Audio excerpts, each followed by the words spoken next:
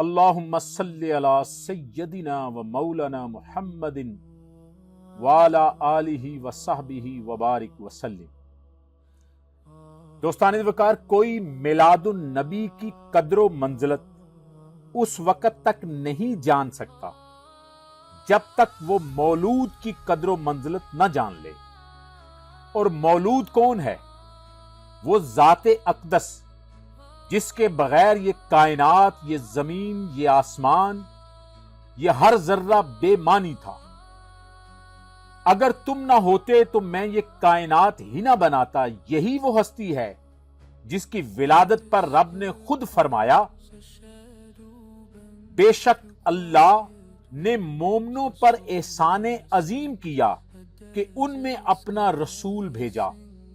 سوچو تو صحیح، جس ہستی کی آمد کو خود اللہ احسان کہے، اس کی آمد کی خوشی منانا کیسے معیوب ہو سکتا ہے؟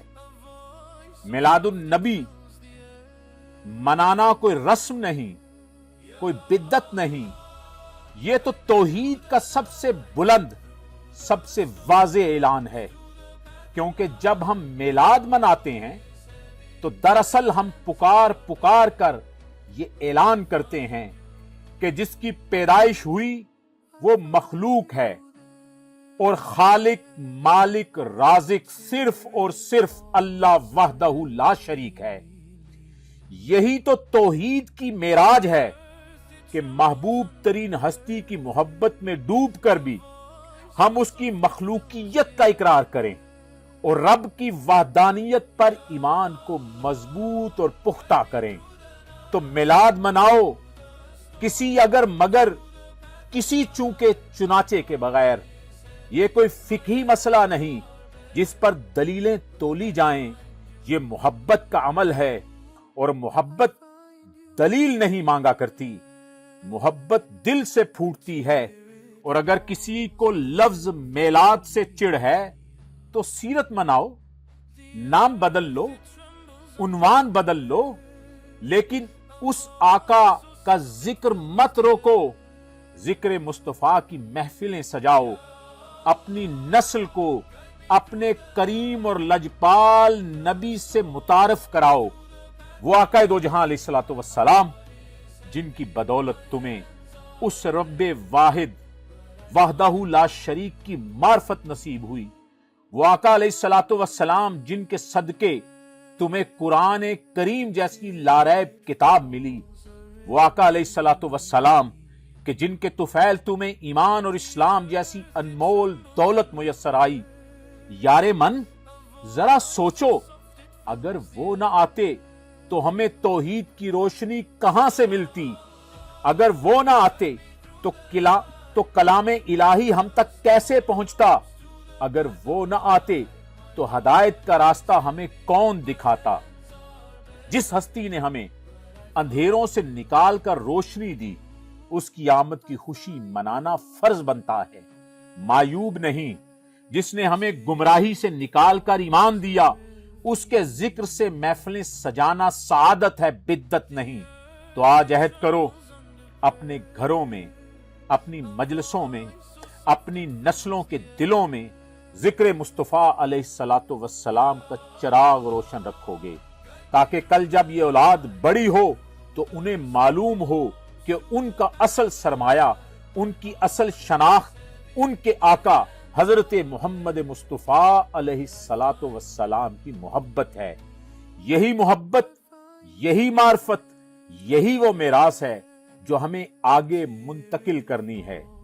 درود پڑھو، ذکر کرو، سیرت بیان کرو، محفلیں سجاؤ، کیونکہ یہ صرف ایک تقریب نہیں، یہ ایمان کی تجدید ہے، یہ توحید کا اعلان ہے، یہ اس محبت کا اظہار ہے جو ہر مسلمان کے دل کی دھڑکن میں بسی ہوئی ہے۔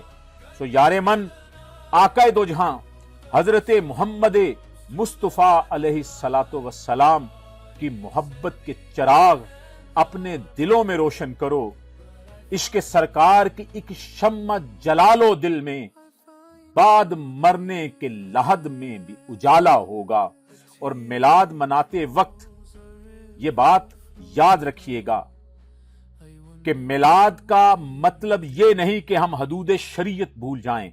میلاد کا مطلب یہ ہے کہ ہم حدود شریعت کے اندر رہ کر اپنے محبوب کی آمد کی خوشی، شکر اور محبت کا اظہار کریں، کیونکہ بات صرف ولادت کی نہیں ہے، بات اس رحمت کی ہے جو تشریف لائی، بات اس نور کی ہے جس نے دلوں کو منور کیا، بات اس رحمت للعالمین کی ہے جنہوں نے انسانیت کو اللہ کی طرف بلایا. تو آؤ اس میلاد کو صرف گلیوں کی روشنی نہ بناؤ، اپنے دلوں کی روشنی بناؤ. صرف گھروں کو نہ سجاؤ، اپنے کردار کو سجاؤ. صرف محفل نہ سجاؤ، اپنی زندگی کو سیرت مصطفیٰ کے مطابق سجاؤ.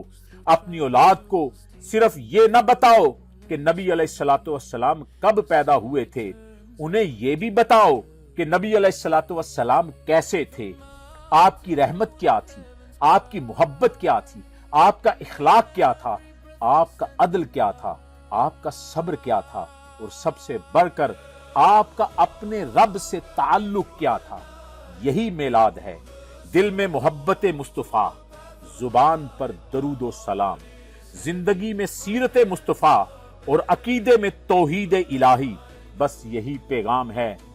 میلاد مناؤ محبت کے ساتھ، ذکر مصطفیٰ کرو ادب کے ساتھ، درود پڑھو عقیدت اور حضوری کے ساتھ، اور زندگی گزارو سیرت مصطفیٰ کے ساتھ.